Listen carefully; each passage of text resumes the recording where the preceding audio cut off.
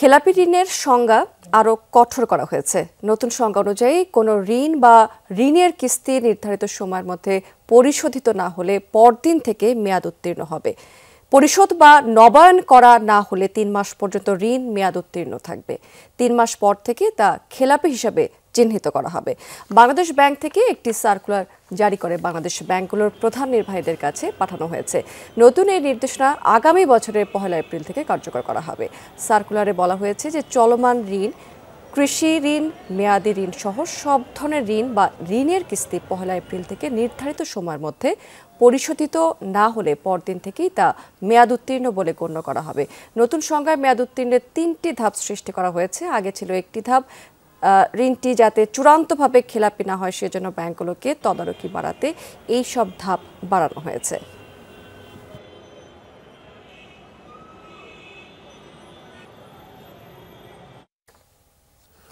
দর্শক, এই খেলাপি ঋণের সংজ্ঞায় যে পরিবর্তন আনা হয়েছে এই বিষয়ে একটু আলোচনা করতে চাই। এই মুহূর্তে আমার সাথে যুক্ত আছেন সিটিজেন ব্যাংকের ব্যবস্থাপনা পরিচালক মোহাম্মদ মাসুম। জনাব মাসুম, আপনাকে স্বাগত জানাচ্ছি আমাদের সাথে যুক্ত হবার জন্য।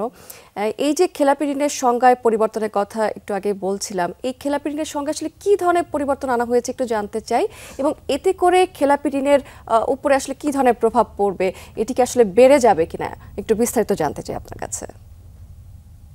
আচ্ছা, ধন্যবাদ আপনাকে।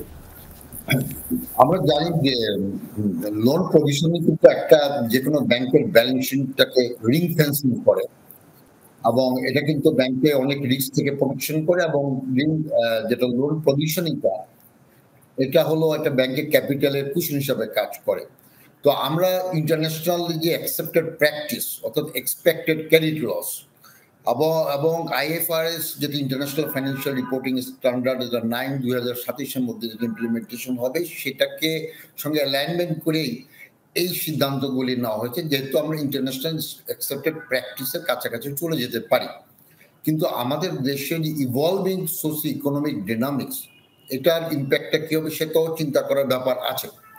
তবে এটা ঠিক যে আগে যেগুলো হতো, যেমন আমরা জানি যে 90 দশক থেকে কিন্তু 90 দশক থেকে প্রথমেই এই ঋণ শ্রেণীকরণের এই প্রভিশনটাকে চালু করা হয়। পরবর্তীকালে আমরা বাসেল 1, বাসেল 2, বাসেল 3 রিজিমে আসছি, এবং ক্যাপিটাল ডিপোজিটটাই আমাদেরকে 12.5% রাখতে হয়। সবকিছু কিন্তু রিস্ক ওয়েটেড অ্যাসেটের উপর কেন্দ্র করে। সুতরাং এই যে আমাদের যে আপগ্রেডেশন স্ট্যান্ডার্ড, এটা ডিমান্ডস করে যে আমাদেরকে আরো স্ট্রিনজেন্ট পলিসি নিতে হবে, এবং ফেয়ার একটা পিকচার ব্যাংকিং সিস্টেমে সেটাকে আমার সার্ভিসে আনতে হবে। তো এখন যে আমরা যেটা বলি এক্সপেক্টেড ক্রেডিট লস মেথোডোলজি এখানে অ্যাডপ্ট করা হয়েছে, অর্থাৎ আমাকে আরো অ্যালার্ট করা হয়েছে যে এক্সপেক্টেড অ্যাসেট, যেমন স্ট্যান্ডার্ড লোনটাকে এখন 0, 1, 2 এই 3টা ভাগে ভাগ করা হয়েছে। আগে আমি স্ট্যান্ডার্ড থাকলে ব্যাংকগুলো চিন্তা ভাবনাই করতো না, যেটা তো ভালোই আছে, কিন্তু সেটাও যে এক পর্যায়ে খারাপ হতে পারে সেজন্য প্রিএমটিভ মেজার্স নেওয়ার একটা ব্যাপার এখানে রয়ে গেছে। সুতরাং good risk management culture demands করে এই জাতীয় স্ট্রিনজেন্ট পলিসি নেওয়ার জন্য। কিন্তু কোয়েশ্চেন রিমেইনস যে আপনারা জানেন যে আমাদের প্রায় 2,84,000 কোটি টাকার মতো খেলাপি ঋণ, প্রায় 3 ট্রিলিয়নের কাছাকাছি চলে যাচ্ছে। এটা কিন্তু একটা অ্যালার্মিং।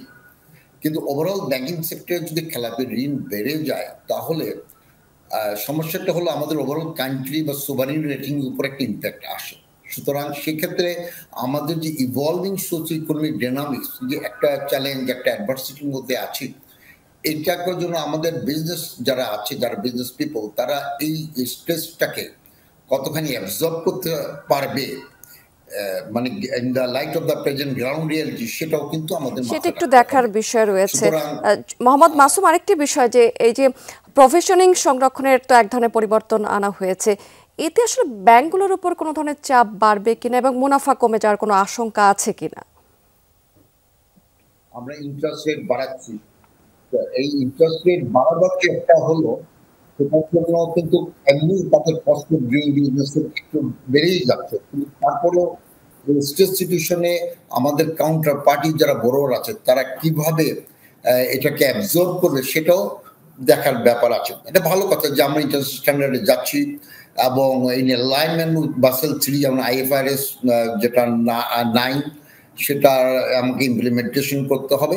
কিন্তু গ্রাউন্ড রিয়েলিটিস আমাদেরকে কতখানি পারমিট করে একটু অ্যাবজর্ব, সেটা একটু আমাদেরকে রেখেই গ্র্যাজুয়ালি কিছু করা যায় কিনা সেটাও আমাদেরকে একটু মনোযোগ দেওয়ার প্রয়োজন আছে বলে আমি ব্যক্তিগতভাবে মনে করি। জনাব মাসুম, আরেকটি বিষয় যে কিস্তির সময় পার হলো, মেয়াদ উত্তীর্ণ এবং ৩ মাস পরে খেলাপি হিসাবে আসলে পরিণত হবে, এতে গ্রাহকদের ক্ষেত্রে আসলে কোনো ধরনের সমস্যা তৈরি হবে কিনা? হ্যালো, আপনি কি আমাকে শুনতে পাচ্ছেন?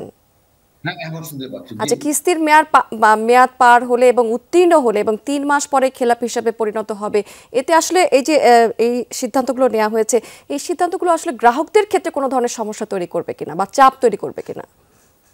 না, আমি সেটাই বলছি, তারা একটু ওভার স্ট্রেস হয়ে যাবে আর কি।